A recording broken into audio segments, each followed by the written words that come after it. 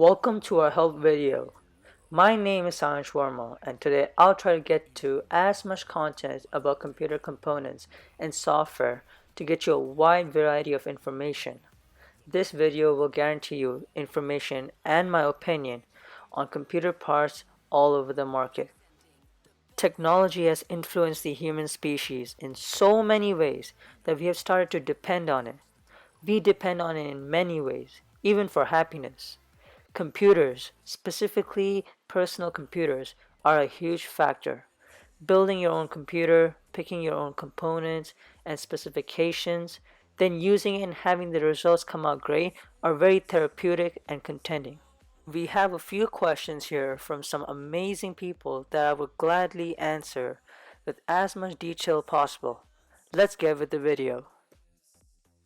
From person number 1, we have a parent that needs help with the computer for the two children who are going to high school.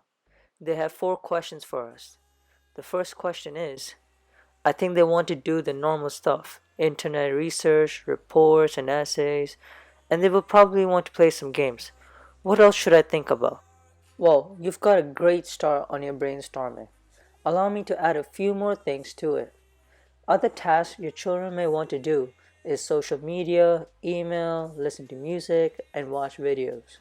Specific software they might want to use is Microsoft Office applications, such as Word, PowerPoint, Excel, etc., as well as Google Chrome, Gmail, Spotify, YouTube, and a variety of games like Minecraft, Fortnite, League of Legends, World of Tanks, etc. But as a side note, please educate your children about safety on the internet and cyberbullying. Please do your research as it will ensure the safety of your children, your family, and your computer.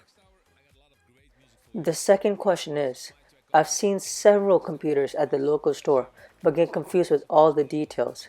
Can you explain what each part of the computer does, please? For sure.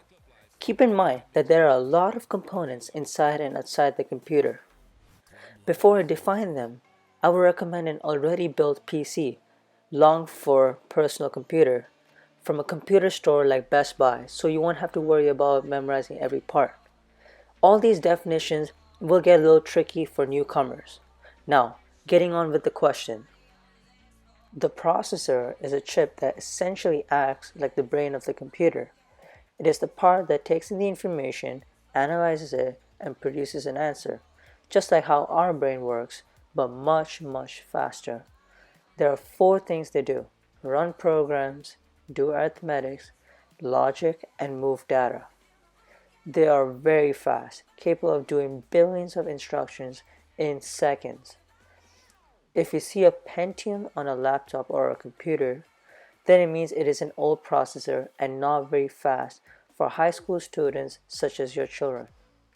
Look for an i3, i5, or i7 processors because they are mainly used as they are newer and more efficient, but each have their own level.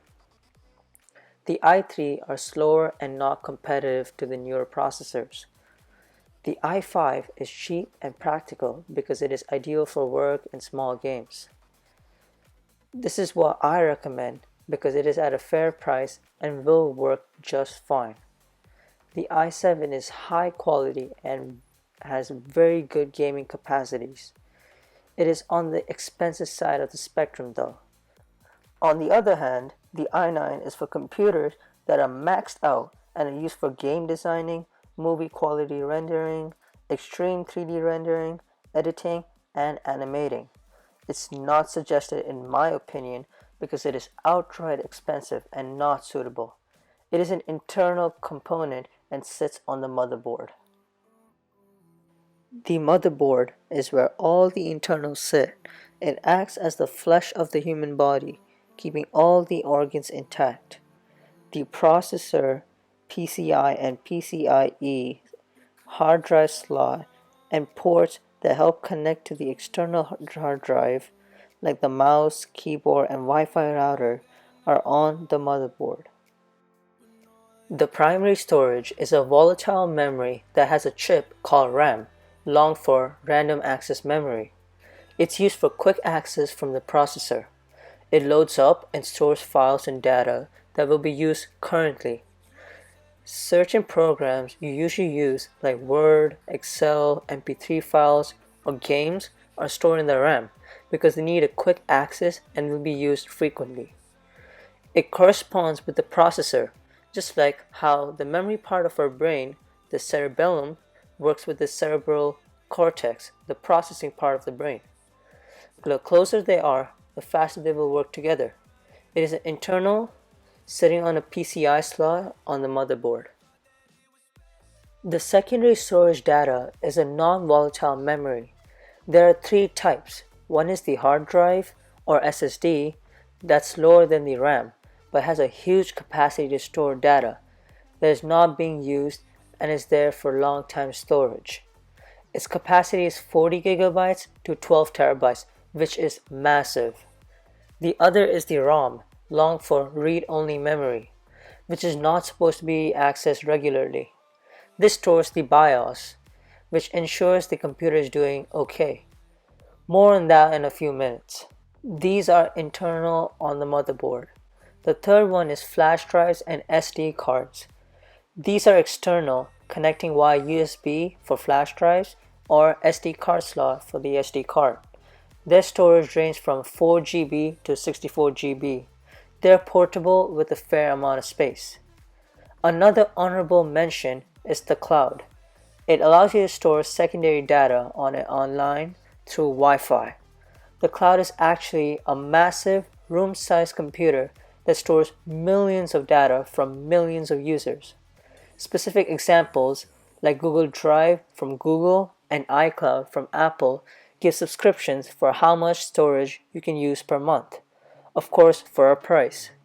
For Google Drive, it ranges as follows. And for iCloud, it ranges as follows. This component is like a hippocampus, the long-term memory part of our brain.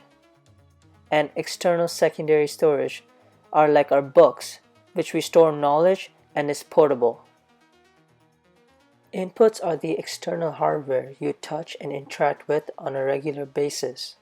Interacting with them gives signal to the processor, which translates it and sends it to the output, giving you, the user, information back as a response. Examples of inputs are mouse, keyboard, microphone, and a joystick. It's the equivalent to our skin, ears, eyes, where we can sense a touch, sound, or light, sending a signal to our brain. Outputs are also external hardware that give out information based on what inputs were given from the user. They give out information on different bases, either visually, audibly, or sensory. Examples are monitors, speakers, and vibrations from controllers. It's like our mouth that gives feedback by speaking. A network is a connection of two or more computers that communicate with each other. A WLAN, long for Wireless Local Area Network, which allows your computer to interact with others wirelessly. Examples like social media, aka Instagram, allow everyone's computer to communicate with each other, like commenting, posting, and chatting. The router connects your computer to the Wi-Fi. Wi-Fi allows data to go through your computer to other computers, making a network wireless. The third question is, do I need to buy them any other devices or equipment? You should look out for flash drives and SD cards to back up or save any data outside the computer, to keep it safe or to transport it physically. It can come handy while handing in work. Wired headphones for gaming is suggested so they can have a good experience while playing games and won't have to use speakers and create lots of noise. You can also buy a Google Drive subscription to put other files on a cloud, basically backing up files online on Google's huge supercomputers, and can be accessed anytime with Wi-Fi, like I said before. Question 4 is, finally, how do you connect all the pieces together? How easy is it to connect the mouse, the keyboard, the screen, etc. to the main box? Well, I'm glad you asked. It is important to know what and where it is connected to. It is very simple to connect all the external hardware like the mouse, keyboard, monitor, speakers, and Ethernet cable to the computer. The Ethernet cable goes from the computer to the Wi-Fi router. If you don't want a wired connection, you can always have a wireless one to the home Wi-Fi. Then you need the VGA or DVI or HDMI cable that goes from the monitor to the computer, depending on what cable was provided to you. The keyboard and mouse have a USB cable. You can attach it to the USB ports. The RCA cable goes into the color corresponding ports shown. The red is for microphone, the yellow is for audio cut, and the white is for line in. Please click the link in the bio for part 2.